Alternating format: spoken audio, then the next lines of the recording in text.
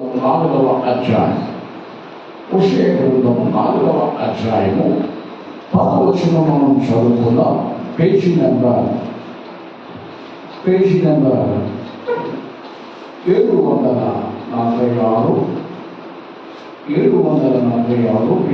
Old testament పాత నిబంధన.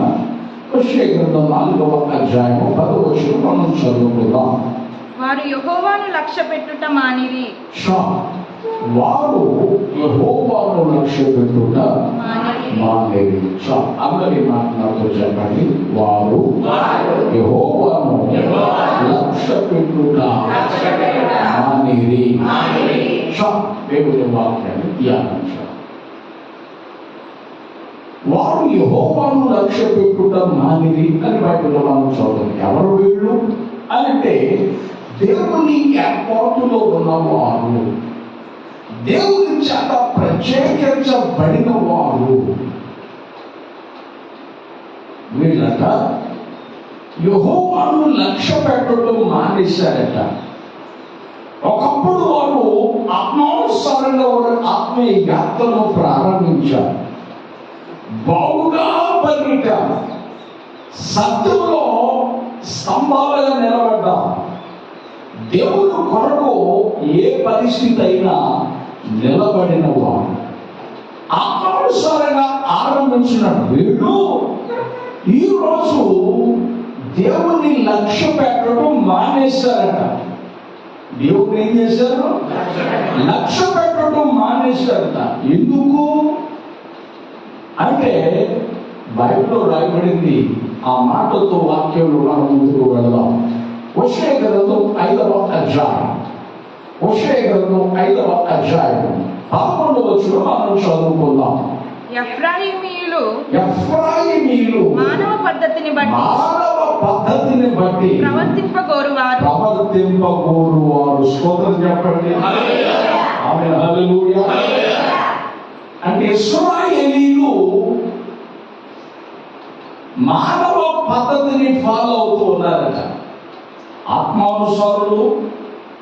ఆత్మానుసారులుగా ఉన్నవారు, ఆత్మానుసారాన్ని పేరు పొందిన వారు, అన్ని సందర్భాల్లో దేవుని కొరకు వైరాగ్యంతో నింపబడిన వారు, నిలబడిన వారు, మంచి తీవ్రత కలిగిన వారు. వీళ్ళు రాను రాను ఏమైపోయారంటే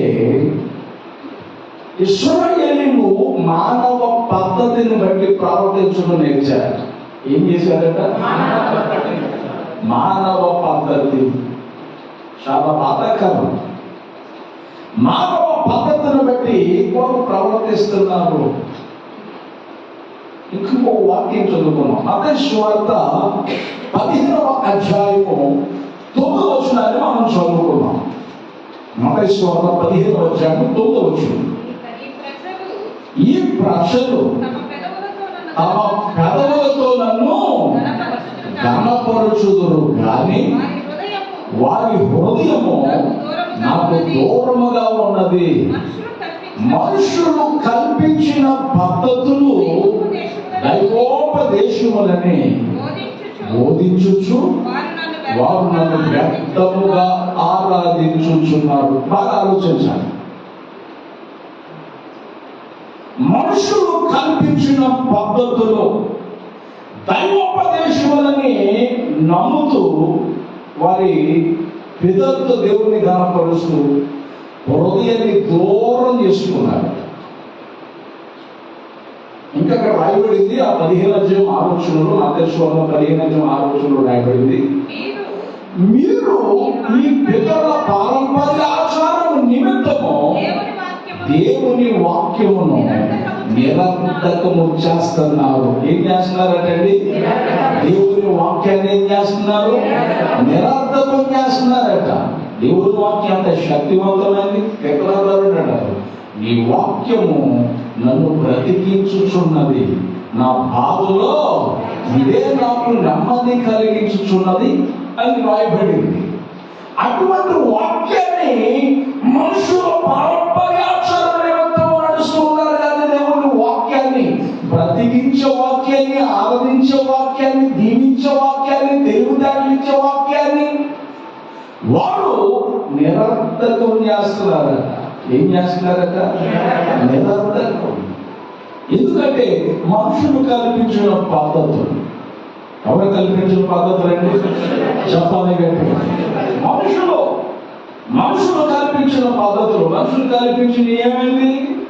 ఏమిటవి మనుషులు కల్పించేవి అని అంటే, ఒక ఆయన చెప్తున్నాడు, డబ్బులు అట్ట మామూలుగా లెక్క అయిపోతారు. ఎట్లా పెట్టి ఇట్లా లెక్క అయ్యాక అంటే అది లెక్క కాదా?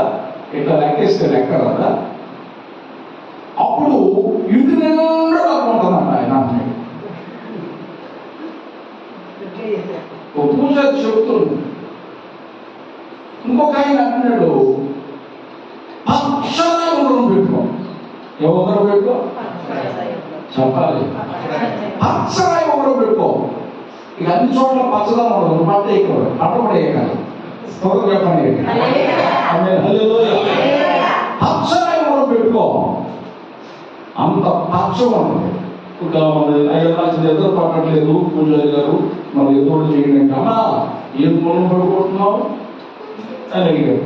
నా ఇంట్లో నేను పడుకుంటున్నానే. ఏ మూలం పడుకుంటున్నానని అడుగుతున్నాడు.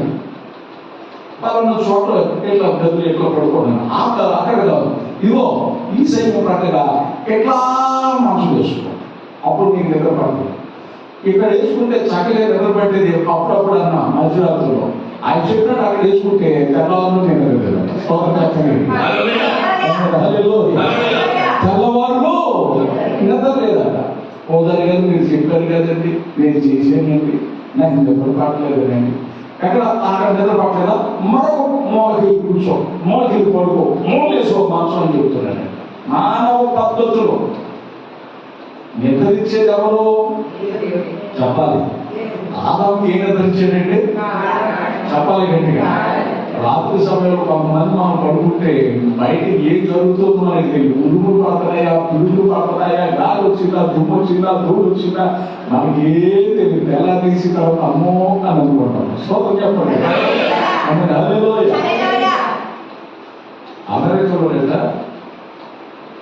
500 కిలోమీటర్ల వేగంతో గాలేసింది. చైనా మించిపోయింది. అసలు మనుషులు ఎగిరిపోతున్నారండి.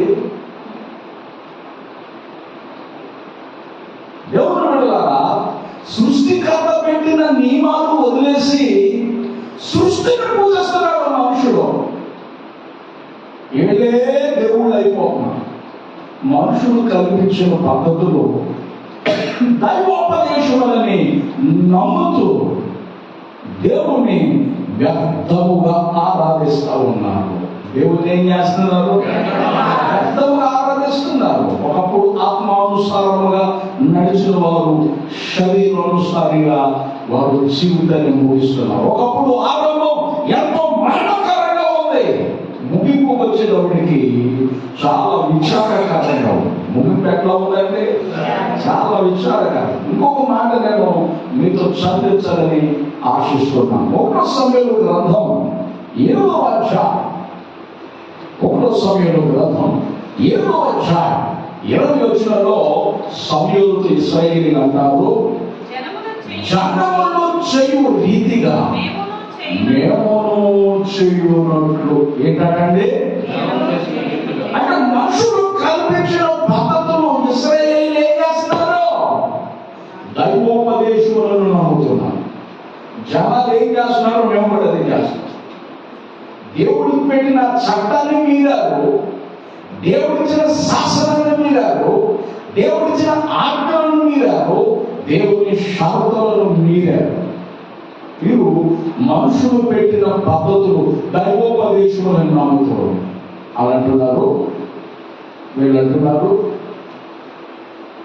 జనములు చేయు రీతిగా మేము చేస్తాం. అప్పుడు దైవజనుడైన సమూయేలు అంటాడు, అయ్యా అది కుదరదయ్యా, ఎట్లా చేస్తే మీ మొర దేవుడు వినడయ్యా అని అంటే, దేవుడు విన్నాయనకపోయినా ఒక సంబంధం లేదు. పాస్టర్ ఎక్కడో మీ మాట మేము విన్నాం, మీరు మా మాట విన్నారు. సమూయేలు ఎంత పవర్ఫుల్ అండి. ప్రార్థించని వాళ్ళు సమూయేలు ఉన్నాడు. దాగు మొదలుకొని బేర్షెబ వరకు అతను దీర్ఘదర్శని, ఘనత వహించిన వాడని, మంచి ప్రవక్తని, గౌడని ఆయన గురించి రాయబడింది. అటువంటి దైవజనుని మాటే ఇశ్రాయేలు ధిక్కరిస్తున్నారు. అంటే వారు మనుషులు కల్పించిన పద్ధతులు, కల్పన కథల వైపు తిరుగుతున్నారు. దేశం వైపు తిరుగుతున్నారండి. చెప్పాలి, దుర్బోధకు అలవాటు అయిపోయారు జనం. ఏ బోధ చెప్పాలి? దుర్బోధ. ఎంత బాధాకరం అండి. దుర్బోధ అంటే అనుకూల బోధ. నువ్వు తప్పు చేస్తున్నావు పద్ధతి కాదని చెప్తే సంఘంలో కనపడవు. కానీ మన సంఘం అట్లా కాదు. తప్పు తప్పే, ఒప్పు ఒప్పే. స్తోత్రం చెప్పాలి. హల్లెలూయా. తప్పును తప్పుగా చూపించడమే దేవుని వాక్యపు విలువ. నీ విలువను మార్చేదానికే దేవుని సన్నిధి పని చేసేది. అప్పుడు దేవుని బిడ్డలారా, దేవుని వాక్యం సెలవిస్తుంది. జనములు చేయు రీతిగా మేము చేస్తాం అంటే స్వామిలు అంటాడు, మీ మొరక దేవుడు వినడయ్యా. ఏమంటా? మీ మొర ఆ మాట కూడా చదువుకున్నాం. 1 సమూయేలు 8వ అధ్యాయం 18-19 వచనాలు కూడా మనం చదువుదాం. 1 సమూయేలు 8వ అధ్యాయం 18-19 వచనాలు కూడా మనం చదువుదాం. అక్కడే ఆ దినమున మీరు కోరుకొనిన రాజును బట్టి మీరు మొర్రపెట్టినను యెహోవా మీ మొరను విన్నాడు. ఏమంటారు? అయినను జనులు సమూయేలు యొక్క మాట చెవిని పెట్టనొల్లక, అలాగూ కాదు, జనములు చేయు రీతిని మేము చేస్తాం. జనాలు ఎట్లాగో అట్లాగే, నలుగురు ఎట్లాగో అట్లాగే అని వాడు మాట్లాడుతున్నారు. నువ్వు ప్రత్యేకించబడిన వాడవు, నువ్వు ప్రత్యేకించబడిన దానవు. ఇది నీకు తగదు, ఇది నాకు తగదు, ఇది మనకు తగదు. ప్రత్యేక జీవితాన్ని మనం జీవించవలసిన వారమే. బైబిల్ సెలవిస్తుంది. సమూయేలు అంటున్నాడు, తగదయ్యా, దేవుడు మీ మొరలు వినడు. మీ రాజు మిమ్మల్ని ఏలుబడి చేస్తే యేసయ్య నుండి దూరం అయిపోతాడు. దూరం అయిపోయిన వల్ల లోకస్తులు చేయగలిగితే మేము చేస్తాం. ఏం చేస్తారట? లోకస్తులు చేయ రీతిగా మేము చేస్తాం. దేవుడు దూరం అయిపోయిన వారికి భయం లేదండి. అందుకే వారు పెదాలతో దేవుడిని ఘనపరుస్తూ హృదయాన్ని ఏం చేశారు? దేవునికి దూరం చేసుకున్నారు. దేవుని ఉన్నారా? ఏ రహస్య పాపం దేవునికి మనం దూరం చేస్తాము? నేను చెప్తున్నాను, బంగారు జనాలకు మనం అర్థం కాకపోవచ్చు, కానీ మనం చేసే పాపం దేవునికి తెలుసు. మన పాపం మనం పట్టుకోకముందే దాని ద్వారా శిక్ష మన మీదకి రాకముందే బైబిల్ సెలవిస్తుంది, దేవునితో లోతైన సహవాసం చేసి లోతుగా పశ్చాత్తాపం. బైబిల్ సెలవిస్తుంది, జనములు చేయని రీతిగా మేము చేస్తాం. ఎందుకంటే మారిపోయారు? మానవ పద్ధతిని బట్టి ప్రవర్తిస్తున్నారు. ఎట్లా అంటే చెప్పాలి అంటే మానవ పద్ధతిని బట్టి ప్రవర్తిస్తున్నారు. మానవ పద్ధతిని బట్టి ప్రవర్తిస్తున్నారు కనుక ఈ మాటలు దేవుడు వినయ్యా వెనకపోయిన పాపం. రాజు కావాలని కోరుతున్నారు కదా. యేసు ప్రభు లాల నుంచి బయటకు వచ్చేస్తున్నారు. మీరు దేవుడు మీ మొదలు రావాలేదు. ఆకతాతనం అయిపోయింది వారి బట్టి. అంత విచారకరమైన విషయం. ఇవో దేవుడు దూరం అయితే ఏది చేసిన వారు తెలియదు. ఏ విషయంలో సంతోషం ఉండదు. జనములు చేయు రీతిగా మేము చేస్తాం. అని అంటున్నాడు. ఇంతగా దిగించడానికి కారణం ఏమిటి అని అంటే ఇశ్రాయేలు యొక్క హృదయం కఠినమైపోయింది. ఆ మాట చదువుకోదని చూడండి. హోషేయ గ్రంథం 7వ అధ్యాయం, హోషేయ గ్రంథం 7వ అధ్యాయం, పేజీ నెంబర్ 748. 7వ అధ్యాయం 7వ వచనం మనం చదువుకుందాం. ఎఫ్రాయిము అంటే ఇశ్రాయేలు అన్యజనులతో కలిసిపోయేను. ఎఫ్రాయిము ఎవరును త్రిప్పివేయలేని అప్పము వంటి వాడైపోయాడు. ఏమైపోయాడండి? ఎవరు త్రిప్పివేయలేని అంటే ఎవరికి పనికిరాడు. ఇప్పుడు దేవునికి పనికిరాడు, అక్కడ లోకానికి పనికిరాడు. అటు ఇంట్లో వాళ్ళకి పనికిరాడు, అక్కడ పిల్లలకు పనికిరాడు. ఎవరికి పనికిరాని పనికి మారిన వాడిగా మారిపోయాడు ఎవరు. కారణం మానవ పద్ధతిని అనుసరిస్తూ ఆత్మానుసారమైన జీవితాన్ని వదిలిపెట్టి శరీరానుసారమైన జీవితాన్ని ఎన్నుకొని దాని మార్గంలో నడుస్తున్నాడు కనుక ఎవరేమో అన్యుడితో కలిసిపోయాడు. అన్యుడితో మాట్లాడొద్దని కాదు, సహవాసం చేయొద్దని కాదు, ఎంతవరకు అంతవరకు. వాళ్ళ ఆచారాలు, వాళ్ళ సాంప్రదాయాలు మన ఒంట్లో కానీ ఇంట్లో కానీ రాకూడదు. స్తోత్రం చెప్పాలి. మన ఒంట్లో కానీ మన ఇంట్లో కానీ రాకూడదు వాళ్ళ సాంప్రదాయాలు. నువ్వు దేవుని సొత్తు, దేవుడు ఆజ్ఞాపించినట్టు చెయ్యి, దేవుని శాస్త్రం ప్రకారం చెయ్యి. నీ బ్రతుకు 3 పూలు 6 కాయలా ఉంటుంది. ఇది బైబిల్ చెప్తున్న సత్యం. దేవుడు కూడా ఎఫ్రాయిము ఇశ్రాయేలు అన్యులతో కలిసిపోయాడు. ఏమైపోయాడండి? అన్యులతో కలిసిపోయాడు, కఠినమైపోయాడు. మానవ పద్ధతి బట్టి ప్రవర్తిస్తూ శ్రమను తెచ్చుకున్నాడు. చివరికి అతను ఏ రీతిగా ఉన్నాడో చెప్పరా? చివరికి అతను ఏ రీతిగా ఉన్నాడో చెప్పరా? హోషేయ గ్రంథం 5వ అధ్యాయం, హోషేయ గ్రంథం 5వ అధ్యాయము 2వ వచనాన్ని మనం చదువుకుందాం. హోషేయ గ్రంథం 5వ అధ్యాయం 2వ వచనం. వారు మితి లేకుండా ఏం చేశారండి? చెప్పాలి గట్టిగా. మితి లేదండి, అదుపు లేదు. వారు మితి లేకుండా దేవుడు మీరు ఏం చేశారు? అన్యులతో కలిసిపోయి ఎవరు తిప్పివేయని అప్పగా మారిపోయి పనికి మారివాడుగా మారిపోయే చివరికి ఏమైపోయిందంటే తిరుగుబాటట, మితి లేని తిరుగుబాటట.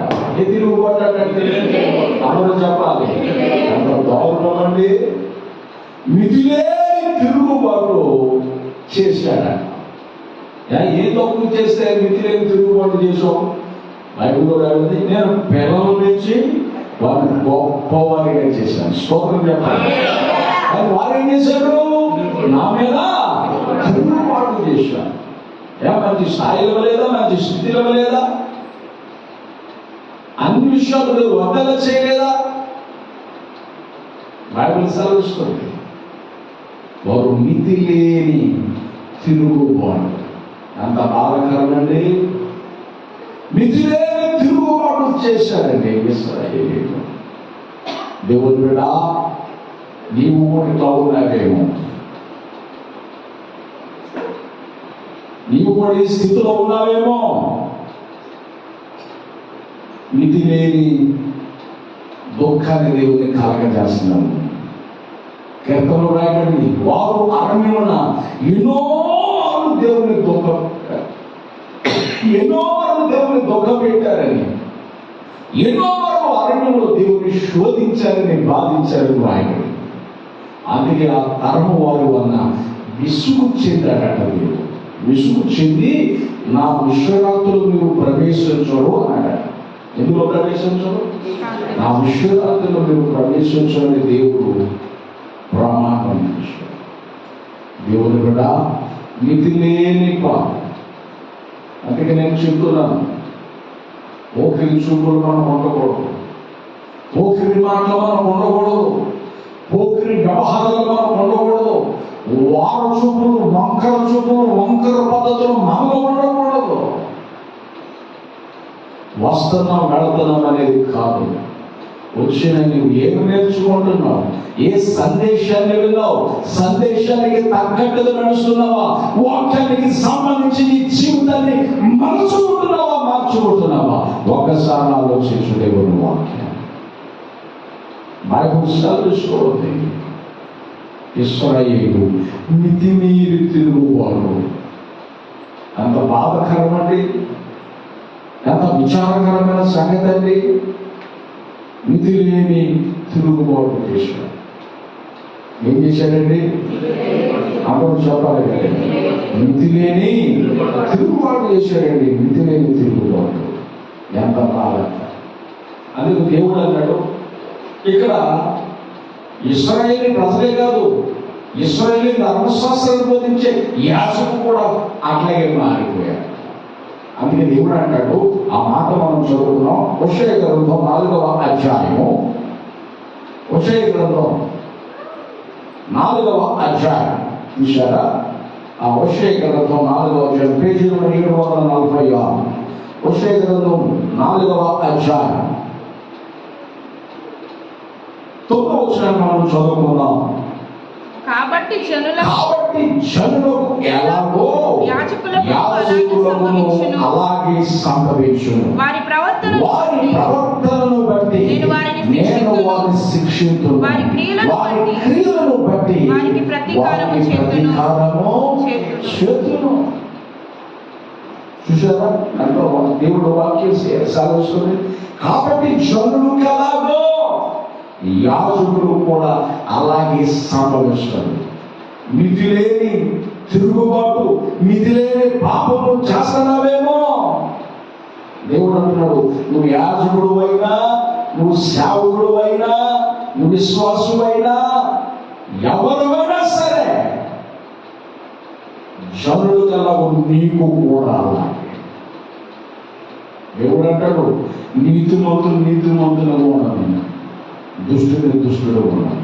ఇంకొక వాక్యం కూడా పడింది, నీతిమంతుడు తన నీతిని విడిస్తే నాకు సంతోషం ఉండదు, దుష్టుడు తన దుష్టత్వాన్ని విడిచినంతలో తెలియదే నాకు సంతోషం.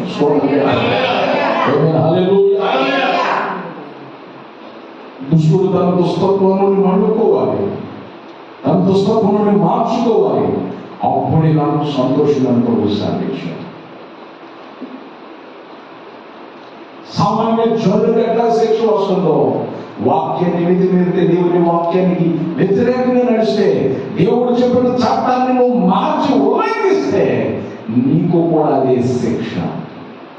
అందుకే వాక్యంలో చదువుకున్నాం, వారు మితులేని తిరుగుబాటు చేశారు. ఏ తిరుగుబాటు అంటే చెప్పాలి గట్టిగా, మితులేని తిరుగుబాటు. ఇంకొక మాట నేను చదివిస్తాను. ఇదే హోషేయ గ్రంథంలో 6వ అధ్యాయం, హోషేయ గ్రంథం 6వ అధ్యాయము 7వ వచనాన్ని మనం చదువుకుందాం. 6వ అధ్యాయం 7వ వచనం. ఆదాము నిబంధన మీరునట్లు వారు నా ఎడల విశ్వాసఘాతుకులై నా నిబంధనను మీరి ఉన్నారు. చూసారా? ఆదాము నిబంధన మీరాడట.